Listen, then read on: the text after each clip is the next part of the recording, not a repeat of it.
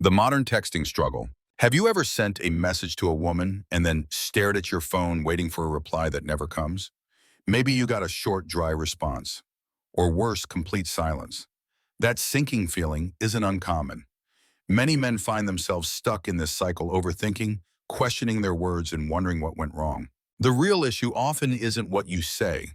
It's how your words make her feel. You could be polite, respectful, and even kind, but if your message doesn't spark any emotion, it will likely be ignored or forgotten. Too many men treat texting like a checklist. They ask how her day was, wish her a nice weekend, and expect that effort alone to create connection. But polite words without emotional weight rarely make an impact. Women are emotional responders. If your message doesn't stir her curiosity, excitement, or a sense of being seen, it blends into the background with every other bland conversation. This is why texting, when done without intention, becomes frustrating. You're not doing anything wrong logically, but emotionally you're not reaching her. That is the heart of the problem, and the first step in learning how to fix it. Control what you can. One of the most powerful lessons from Stoic philosophy is to focus only on what you can control. When it comes to texting, this means understanding that you cannot control how she responds. You cannot control how quickly she replies or what kind of mood she is in when she reads your message. But you can control how you show up in the conversation. You can control your intention. You can choose your tone. You can decide when and how to send a message that reflects confidence and clarity. This is where most men go wrong. They text out of anxiety, hoping for a reaction, instead of texting from a place of self-respect and emotional awareness. Texting is not just casual communication. It is a reflection of your mindset. It is a form of digital leadership. Every message you send projects something about who you are, what you value, and how grounded you are in yourself. When you apply Stoic thinking, you stop chasing attention and start leading the interaction. You stop reacting and start communicating with purpose. That shift in energy is what creates impact, not just in text, but in every area of your life. Texts that trigger curiosity. One of the most powerful forces in human psychology is curiosity. It captures the mind, ignites the imagination, and opens an emotional loop that people instinctively want to close. When something sparks your curiosity, your brain doesn't just acknowledge it and move on, it clings to it. It searches for clarity, for answers, for resolution. That internal pull is what drives people to finish mystery novels in a single sitting, binge-watch television shows late into the night, or click on a headline they were never planning to read. It is this very forced curiosity that you must learn to harness when you text a woman. Most men fail at this from the very beginning. They send messages that are polite, logical, and well-meaning, but completely lack emotional draw. Messages like, "How was your day?" or "Hope you are having a good weekend," are nice on the surface, but they're also predictable and emotionally flat. They don't trigger any excitement. They don't pull the receiver into the conversation. In fact, they're so easy to ignore because there's no open loop. There's nothing left unsaid, nothing interesting, nothing the other person feels compelled to respond to. Now compare that to receiving a text like, "I just realized something interesting about you," or "You did something unexpected in my dream last night." These messages instantly engage the other person's mind. Why? Because they create an emotional gap. That gap, the not knowing, is what drives her to respond. She wants to know what you realized, what she did in your dream, or what thought you had that made you think of her. You've given her just enough to spark her interest, but not enough to satisfy it. That is how you use curiosity to your advantage. This is where many men go wrong. They say too much too soon. They try too hard to sound interesting, but they end up explaining everything. They forget that mystery creates movement. The less you say, the more space you create for someone else's mind to become engaged. The more you leave unsaid, the more she wants to know. Here, Stoic philosophy offers a timeless reminder. Marcus Aurelius once wrote, "If it is not necessary, do not say it." That advice doesn't just apply to life in general. It applies directly to communication. You do not need to explain every detail. You do not need to fill every silence. You do not need to prove your value through words alone. What you do need is intention. Texting is not about dumping information into someone else's inbox. It is about crafting an emotional experience. It is about saying less but making every word count. When you use curiosity well, your message doesn't just reach Her phone, it reaches her attention, her emotions, and her imagination. So how do you do it? Start by writing messages that raise questions instead of giving answers. Don't say, I had a strange day. Say, something reminded me of you today in the weirdest way. Now she's curious. She wants to know what it was. And when she asks, don't answer right away. Keep her leaning forward. Keep her wondering. You might respond with, it's a little strange, but let me ask you this first. Have you ever had someone cross your mind right before something totally unexpected happened? What you've done here is powerful. You haven't just replied. You've created emotional investment. You've turned a conversation into a moment of intrigue. She is no longer just receiving a message. She's participating. She's thinking. She's engaged. This is emotional depth most men never reach because they're too focused on instant validation. They want quick replies, quick compliments, quick confirmation that they are doing well. But connection doesn't work that way. Real chemistry is not built through constant messaging. It's built through intentional messaging. It's built through thoughtful silence, well-placed words, and emotional hooks that pull the other person in naturally without pressure. Remember, this curiosity is not manipulation. It's not about playing games. It's about understanding how the human mind works and using that understanding to create more meaningful conversations. You're not trying to impress. You're trying to connect, and curiosity is your doorway. Every time you pick up your phone to send a message, pause for a second. Ask yourself, will this make her curious? If the answer is no, it's time to rethink it. Avoid generic lines. Avoid explaining everything. Avoid trying to sound charming just for the sake of sounding charming. Think instead like a storyteller. In every great story, what keeps the reader turning the page is not just the characters or the setting. It's the suspense. It's the unanswered question. It's the feeling that something is about to be revealed but not yet. That's what you want your text to do. Create tension, build interest, then release it slowly. You can even do this with follow-up messages.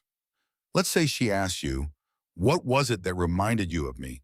Instead of answering directly, you say, before I tell you, guess what it was? I bet you'll be close. Now it's playful. Now it's interactive. You're involving her imagination. And when people imagine they invest, they begin to care. The more she is emotionally engaged in the interaction, the more she'll think about you, even when you're not messaging her.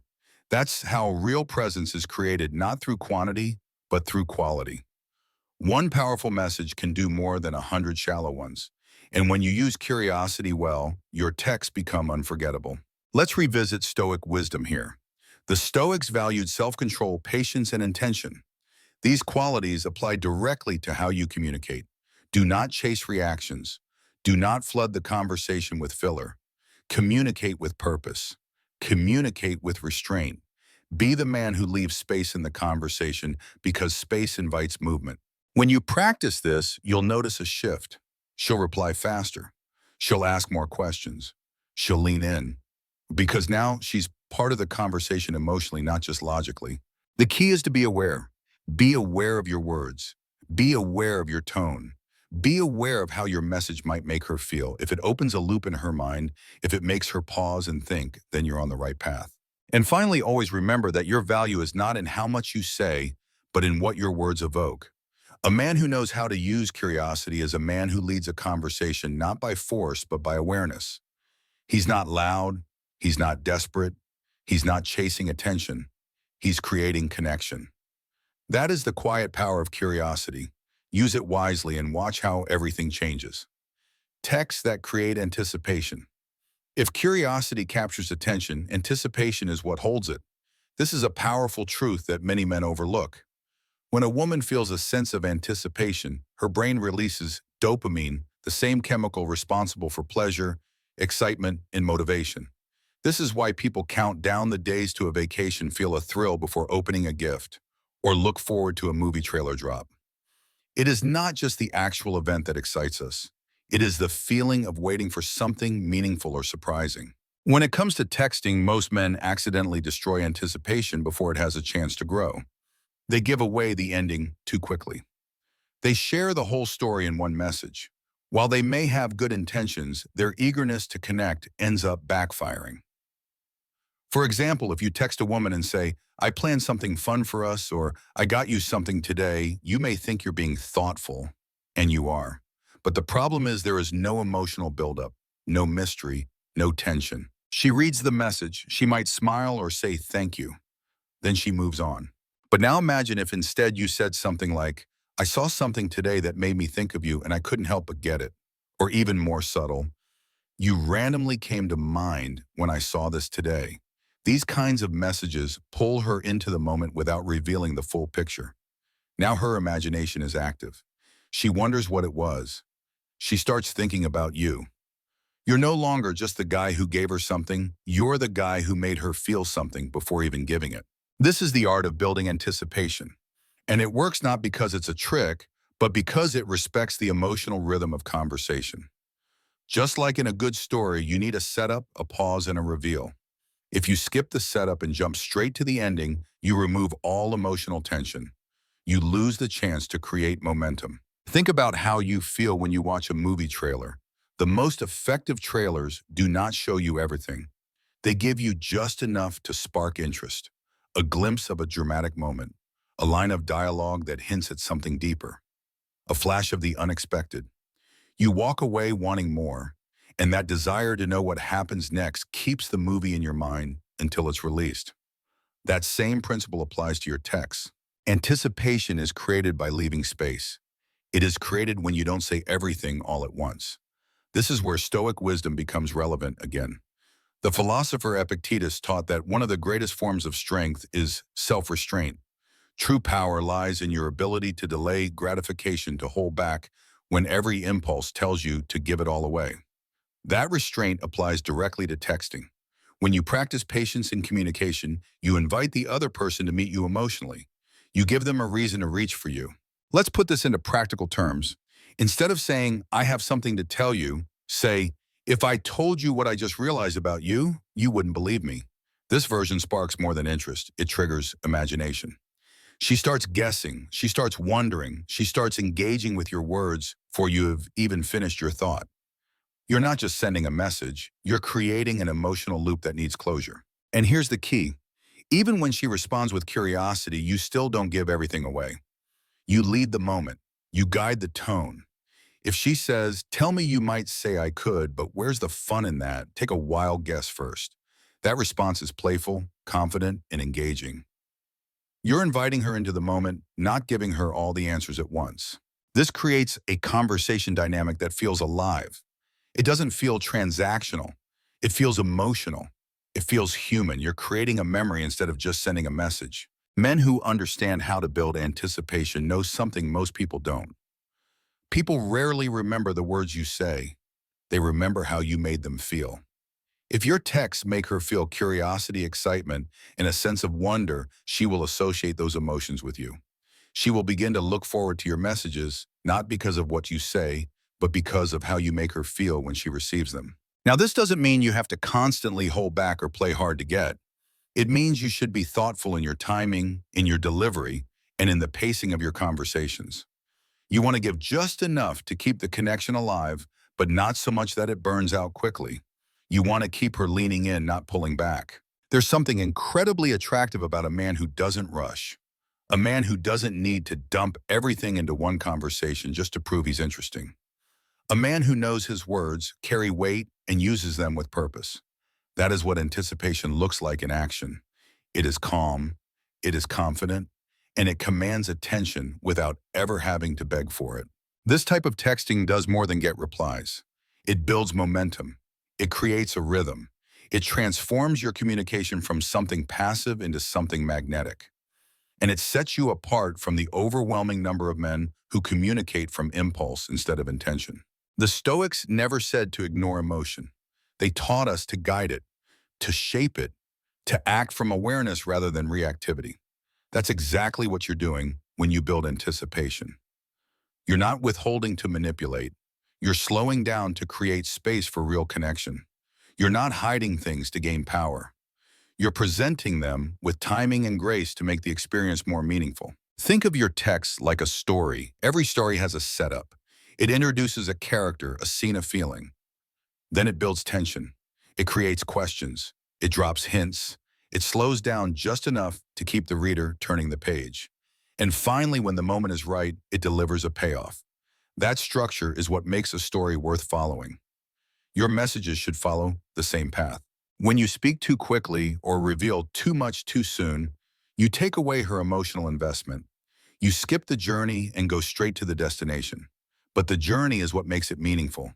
The build-up is what creates impact. So before you hit send, ask yourself, am I creating space for anticipation? Am I giving her a reason to look forward to my next message, if not slow down? Add a pause. Create an open loop. Make her guess. Make her feel. Make her wait just a little. Not to frustrate her, but to elevate the emotional experience. In a world of instant gratification, the man who knows how to create anticipation stands out. He is remembered, he is valued, and most importantly, he is respected not because of how often he texts, but because of how deeply his words land. Let your words carry weight. Let your timing build energy. Let your presence be felt, even in your silence.